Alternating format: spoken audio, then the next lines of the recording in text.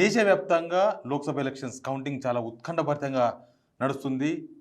400 seats BJP target పెట్టుకొని Lok Sabha elections వారంలోకి దిగింది.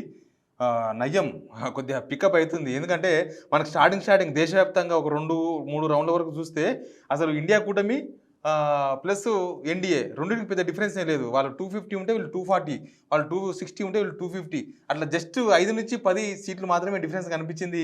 బహుశా ఇక బీజేపీ అవుట్ అనే మూడ్ ఒకటి కనిపించింది. అందుకే స్టాక్ మార్కెట్లు కూడా మొత్తం రక్త కన్నీరు గార్చినాయి, మొత్తం ఎర్రగా అయిపోయినాయి స్టాక్ మార్కెట్లు. అందుకే కానీ ఇప్పుడు కొద్దిగా పికప్ అయింది. మనం చూస్తే 292 NDA team almost last time 303 సీట్లు వచ్చినాయి. 2019 లోక్సభ ఎలక్షన్స్లో బీజేపీకి 303 సీట్లు వచ్చినాయి.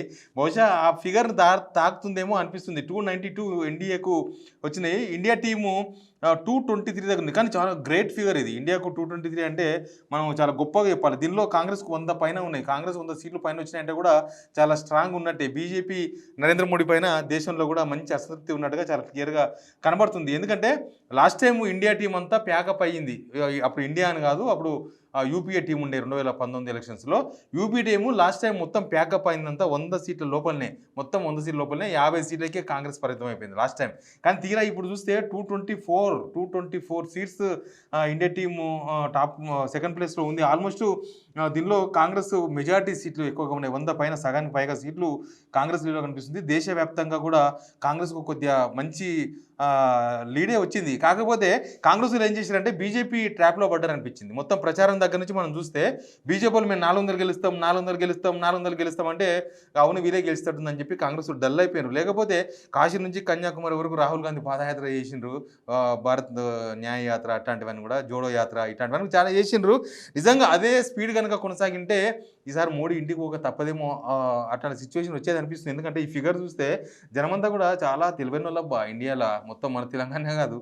ఎందుకంటే వాళ్ళందరూ బయటికి ఏమో మోడీ మోడీ మోడీ మోడీ మోడీ అన్నారు, చూస్తే ఓట్లేమో మనం ఏపీలో చూస్తలేమా జగనన్న అని పాటలు కూడా పాడినారు. తీరా చూస్తే చంద్రబాబు నాయుడు కొట్టేసిండ్రు. మొత్తం కూటమి ఆడ మొత్తం కుల్లబడిచింది. వైఎస్ఆర్సీపీ 23-24 సీట్లు అక్కడ కొట్టుకుంటుంది. ఆడనే ఉంటుందా ఇంకా వెనక పోతుంది కూడా అర్థమవుతుంది. 23-24 సీట్లే లిమిట్ అయినాయి. మంత్రులు మొత్తం ఓడిపోతారు ఏపీలో.